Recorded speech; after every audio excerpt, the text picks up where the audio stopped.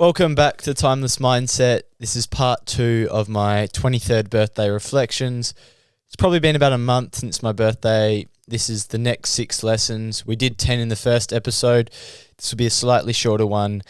Today's lessons revolve around chasing your dreams, receiving hate, and failure. And the way we define it in our lives, I think, plays a big role in the way we take action. I've learned a lot, and I think we don't reflect enough, and today's a bit of a reflection, a bit different to the first episode of the reflections, but nonetheless, let's get into it.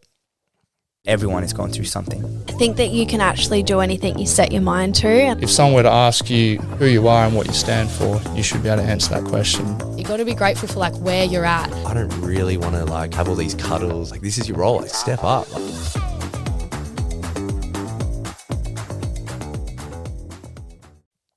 Number 1, isolation brings clarity. Your relationship to anything cannot be understood without space. Unless you stop something, you don't realize how attached you are to it. This applies to anything. The gym, the labels you hold on yourself, relationships, your relationships with food, with exercise. I think because we become so engulfed with what we do, we actually don't pause and reflect on how we are related to that thing.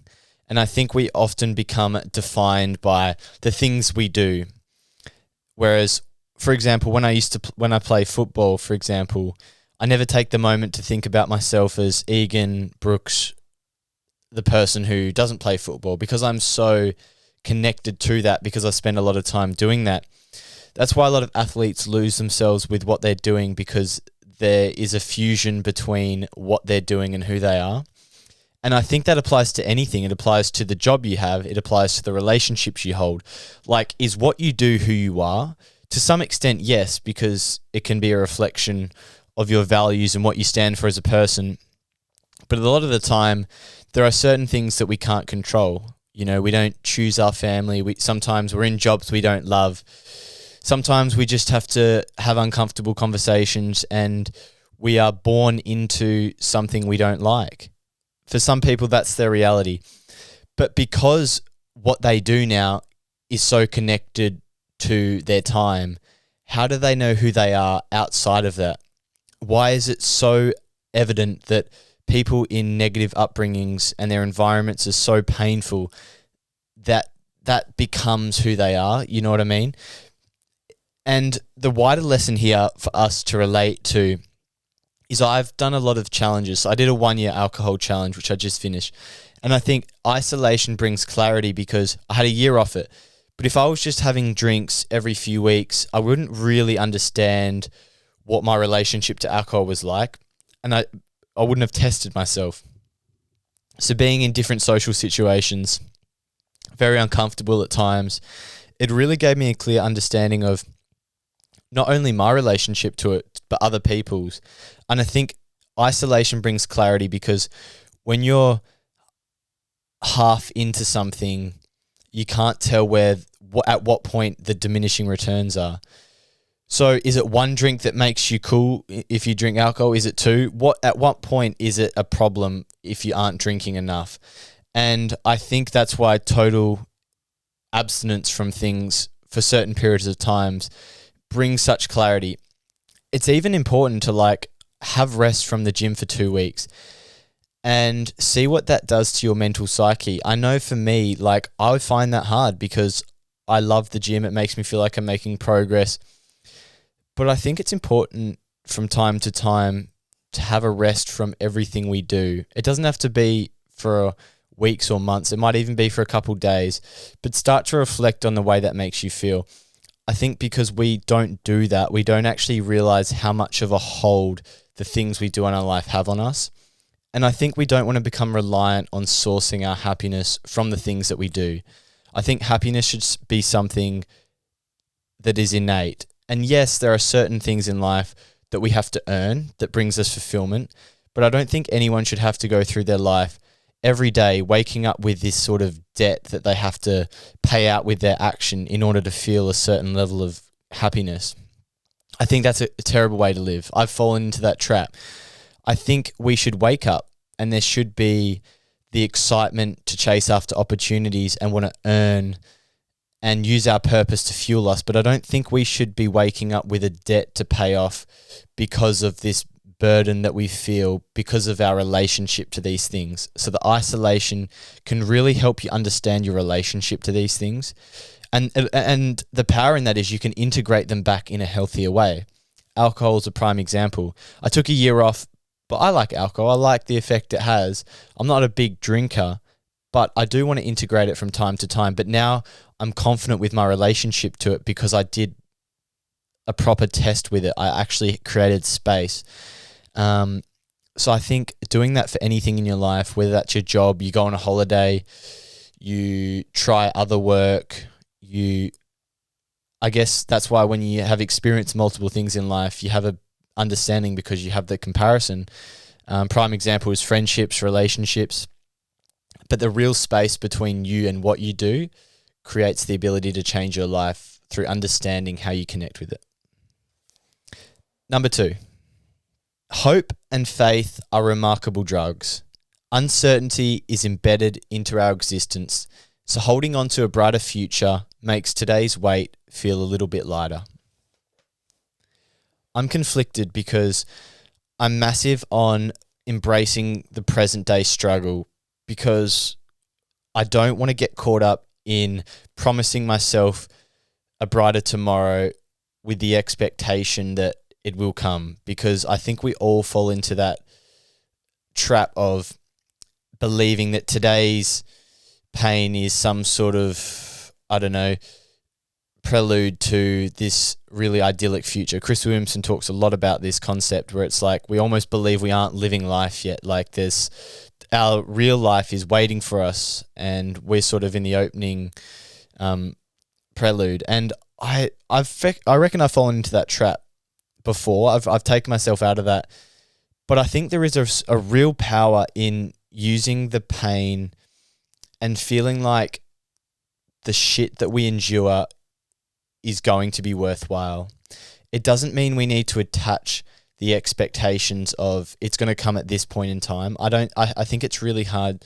I don't think we should be defining timelines. For me, that causes a lot of pain because when that doesn't come and you attach the expectations of this is shit, but it will be worthwhile because at this point in time, it will all come true. I think you can manifest things to come in a shorter time, but don't attach those expectations. But you can hold on to, I believe, the hope and the faith that good things are coming your way and it will work out for you. I don't think this is the cure to, or the excuse to just sit on the couch. I think action is the cure, but I think you can take action and still be in this mental turmoil of not being where you want to be and the pain that puts on us because there is so much uncertainty. You aren't at the finish line. You aren't where you want to be. And it's a real mental battle to come to terms with the fact that your reality doesn't meet your expectations. So letting go of the grip that has on us can be by attaching a bit of hope and faith to a brighter tomorrow. I think it makes today's pain feel a little bit lighter. And it's not, to me, I think the battle is not putting too much expectations, but I think it takes a bit of that load off. So use it, but don't become reliant on it is the main message. Number 3, being inauthentic is a self-preservation strategy. It's scary to be yourself, but even scarier are the regrets slowly accumulating in the background. Social media has a big push for people to become more authentic. And a lot of people who are in the mental health influencer space, there's a subtext where it's like there is such an allure to authenticity. Like happiness is on the other side of being yourself. And there is a lot of weight that becomes lifted when you find a way to express yourself, and social media is a great vehicle for that, because I think a lot of people put so much emphasis on social media. It's become a dating profile, it's become a business profile, it's become a vehicle for self-expression, as I said. But I don't think people ask the question enough. If everyone is screaming authenticity is the key to happiness, why are we so scared to do it? Because I haven't reflected on that enough. And there is such a push to be authentic, but what is stopping people? And I think the answer is it's a self-preservation strategy. It's a defense mechanism. If you put out a persona on social media that you are a certain way, if you withhold the truest parts of yourself from the world, that cannot face judgment. Because if you aren't putting out your true authentic self, then how can you ever feel the hate from that? Because it isn't you. Similar quote was, the persona is incapable of receiving love, it can only receive praise. So the flip side of that is, if you never put out your truest self, it can only receive the ego side of it, which is praise, and that sort of validation, but not love, not that deeper, truer acceptance and love that you can feel when you are yourself. And I know throughout this podcasting journey, I have experienced some of the best feelings I've ever felt, and that has come on the flip side of being authentic. But I reflect on periods where I wasn't authentic, and I think, why wasn't I authentic? And it's not just because it's scary to be yourself. That is the surface level answer. But why? I think because when you do put your truest self out, we are truly scared that that will be rejected. People won't like that. And at the core of us, I think there is that primal need to be accepted and be loved, to be part of the herd and the pack. It keeps us safe. But I think in the process of fighting for our survival, we compromise our belonging. Because if you never put your truest self out there, how are you going to find your tribe? How are you going to find the right people? I follow a lot of people on social media locally to me that have a lot of friends, and these are people in the podcasting, mental health, PT, entrepreneurial space, people who don't have that typical 9-to-5 life. And often they have a really authentic nature to them because of the pursuits that they've undertaken. And something I have noticed with them is that they are surrounded by very, very like-minded people. How do you know if you're how do you know you have the right people in your life if you don't have the courage to be yourself? This isn't a promise that it'll be easy. It's just a question to think about. How do you know the people in your life are the right people for you if you know deep down, truly, you aren't really being who you want to be?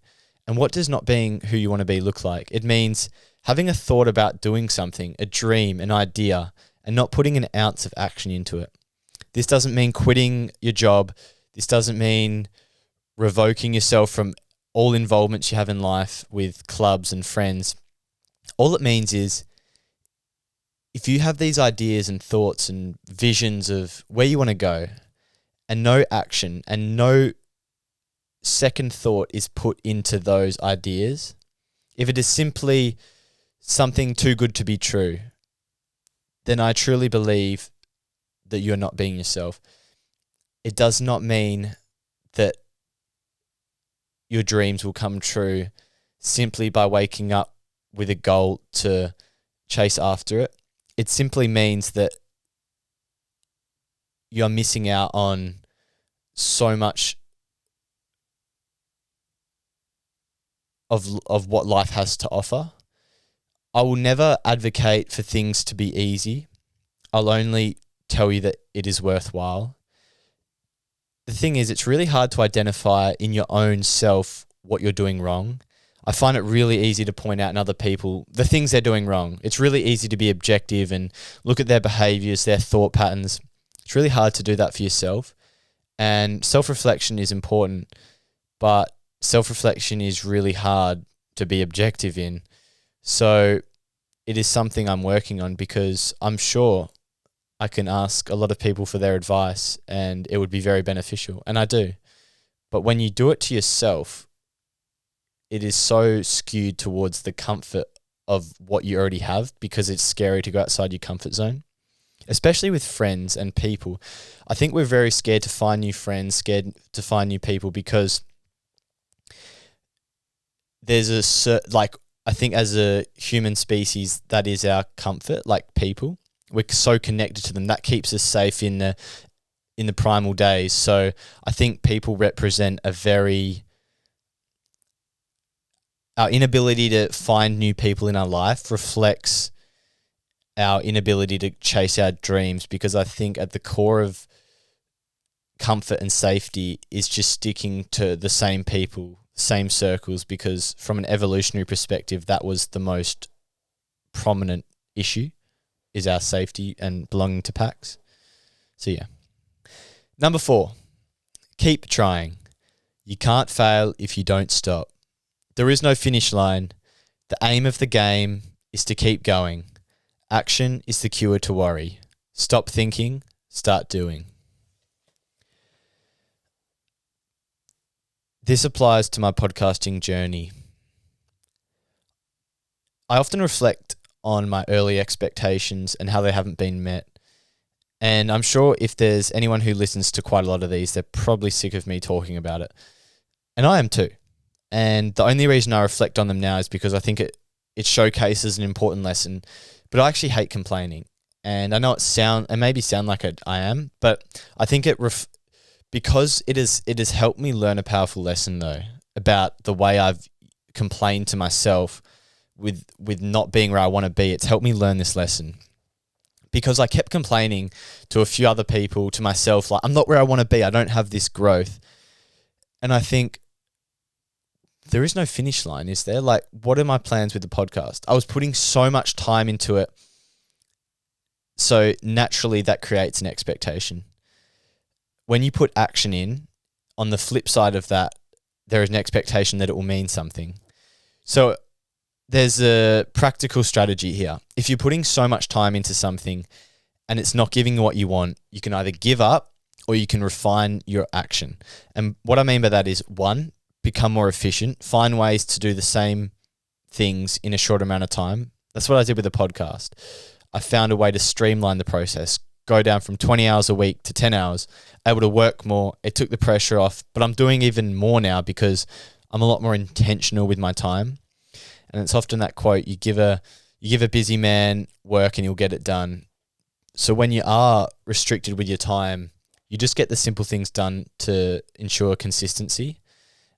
Which also gives you the space to innovate as well, because you're also looking for those little aspects of how you can innovate. But when you're so fixated on just purely volume and let's do as much as I can, you can lose sight of what grew you in the first place, which was just simply by doing the simple things right and a healthy willingness to change. Action is the cure to worry. What does that mean? I worry a lot, but sometimes I don't. And I can't source why sometimes I'm really stressed about the same thing and then the next day I'm equally as excited for what it could mean. I think that the only way I overcome worry truly is by action. And that doesn't mean every day I'm taking progress. It means in a week I like to be doing a certain amount of stuff. It doesn't have to be all in one day. But I know, and I think you will know yourself, if you aren't going to the gym, if you aren't eating the right foods, if you aren't taking the action you know you need to take, and a lot of us actually know what we need to do, it's hard to lie to yourself, so don't try.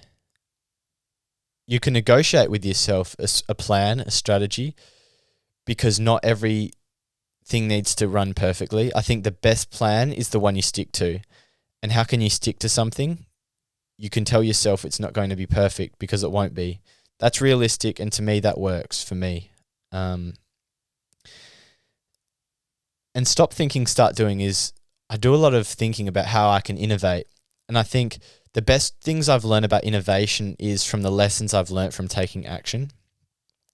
I think you can sit down and meditate and come up with all these wonderful ideas, but the powerful thing about taking action is when you take action, it cannot be undone. And when you've taken the action, you learn how to be more efficient, and you also learn other ideas about how it could be done better. So I think it is simple. Keep going. I promise you that things will...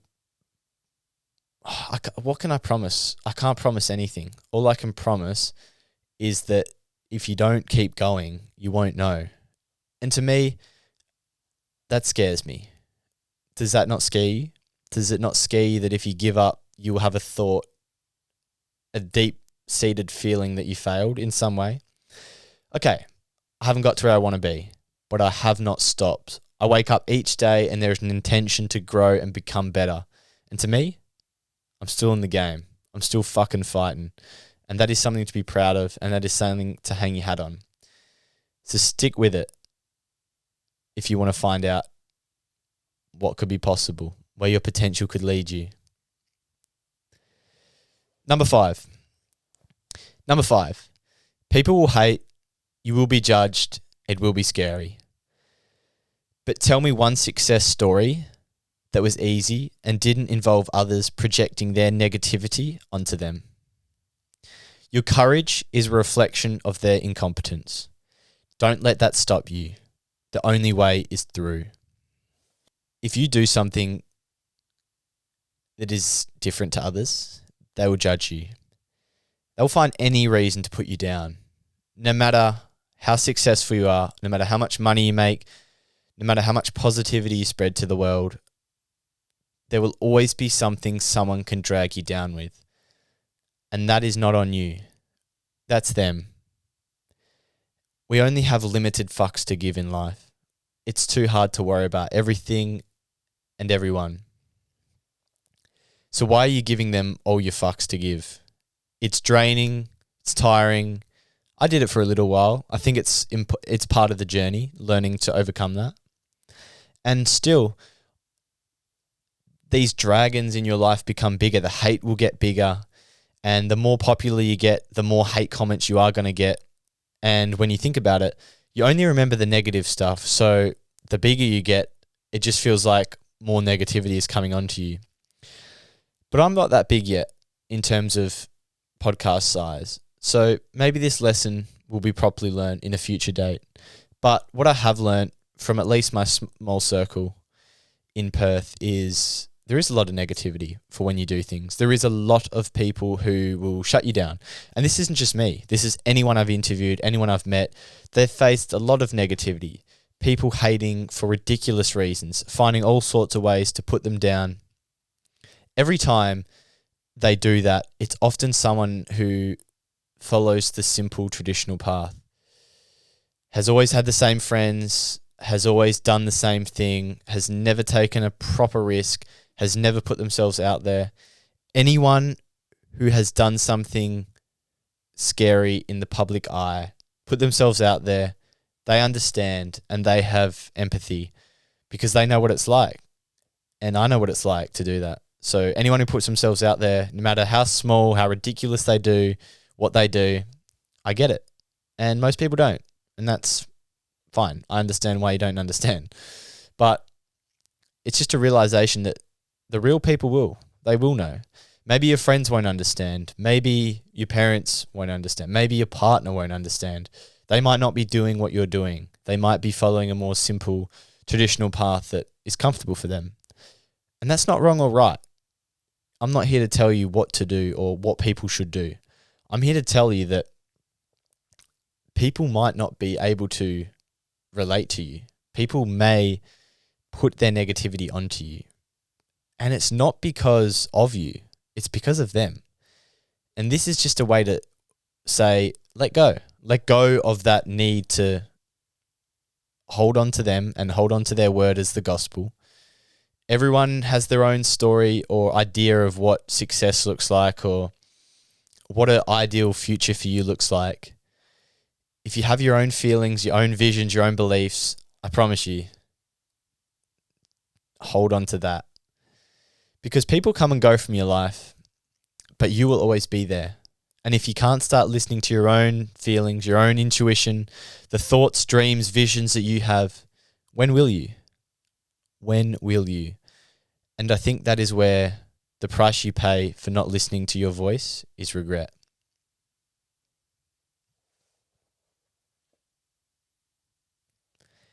These people, these same people who shout at you, comment on your videos, talk behind your backs when they're drunk, do all these things, your ability to put yourself out there and be a courageous person, individual, is a mirror to them. It's a mirror that says, you couldn't do this. You aren't doing this. You aren't doing what you truly want to do because you don't have the balls to do it. And I think that is hard for people to accept. It's a hard pill to accept. No one wants to do that.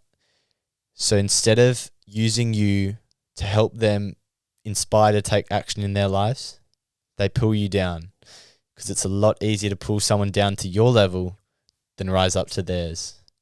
And negativity is contagious. It's toxic. It's a toxic fuel, and it spreads like wildfire. And that's what we do to make ourselves feel comfortable for a moment.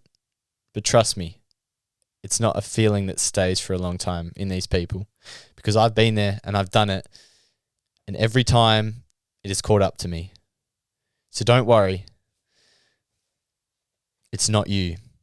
But you have to go through them. You're going to feel discomfort. You're going to feel this negativity. But the only way is through. You will become stronger. You'll understand yourself more along this process. And you will inspire a lot of people doing it. And you'll become an incredible person simply by starting. Because when you get a taste of what it's like to actually be who you want to be and to take action, that momentum is self-fulfilling. It's an inspiring feedback loop that will change your life. Once you get a taste of it, I don't think there's looking back. Yeah, it ebbs and flows. You make mistakes. You retreat for a little bit. But once you know what's possible and you truly experience the feeling, you can't live with not knowing you aren't taking action towards that life in some capacity. Last one, number 6. Victims and heroes have the same backstory, pain. One believes it's fate, the other believes it's the origin story. Something I said in the last lessons episode, and something that's just true for life. Everyone is going to go through pain in some form or another. Daily, weekly, monthly, some more than others. It's not a competition about who has the most pain, but it's understanding that the shit that we experience in life has two beginnings in our journey, in our chapter. It either becomes fate. We tell ourselves the story that we were destined for this. We form a belief that that is who we are. And like I said, there is a fusion between what we went through and who we become. The pain becomes us. We are used by the pain. Some would say this is victim mentality. And for a lot of people, a lot of people who've gone through such negative stuff, painful stuff, I empathize, not because I truly understand, but I feel for the people who have gone through that, because it's a mountain to overcome. And it's something, like I said, I can't truly understand at that level, but we've all gone through some sort of discomfort in our lives. Yes, the ceilings might not have been as great, but we do know what it's like to feel like the world is against us in some way. And I think the reality is the difference between most people's lives is how they interpret that pain. And yes, you could argue for some it's too great to overcome, but some would argue that nothing's impossible to overcome. And when they do overcome that mountain, every experience they go through in life becomes compared to that mountain they went through. if you've climbed the biggest mountain in the world and you have these little challenges every day, these little mountains, it becomes really easy to climb and overcome. And that's why there is so much strength that comes from the people who overcome that pain, and they use it and they aren't used by it. A lot of people who go through shit actually believe in the end that that pain was their origin story. It was the start of when they started becoming who they wanted to become. They used that pain. They weren't used by it. Living this lesson is hard, but the truth is every day you will experience a lot. In just one day, let alone 1 week, 1 month, 1 year. We go through a lot of things and we feel a lot. We feel positive, we feel negative. There's a lot of energy in our bodies and in our life. And what I'm trying to say to this is it's always an opportunity, and our book, our life, I think a lot of people believe that they don't write it. Start with the small things. Start with trying to turn the little bits of pain into power, into a lesson, into an opportunity. I think it's really hard to start big. But for some people, I think the big things can actually be powerful, because if you can learn to transcend the biggest pains in your life, it really becomes easy to turn those little pains every day you go through into opportunities, into lessons. So yes, you can't control other people. You can't control everything, but you can control what you do about what you go through. You can control how you think about the past and how you use that to overcome the challenges you face, which we all face. Like the other one, it's not me saying I know how to do it perfectly, because it is something that I have struggled a lot with, but it's why I'm so passionate about it, because I don't want to become swallowed by the things I go through. I want to use it as part of my story, and it makes the story fucking incredible in the long run. I mean, for some, I understand why it becomes too much, but playing the victim never worked for me in my life, so I don't want to do it anymore. So if you want to become the hero in your own story, it's not about other people. It's about how can you